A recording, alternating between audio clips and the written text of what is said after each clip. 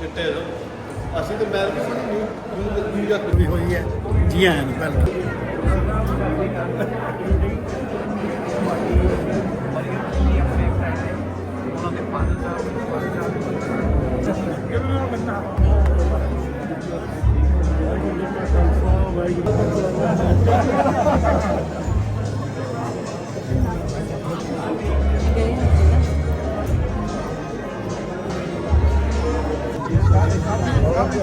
हाँ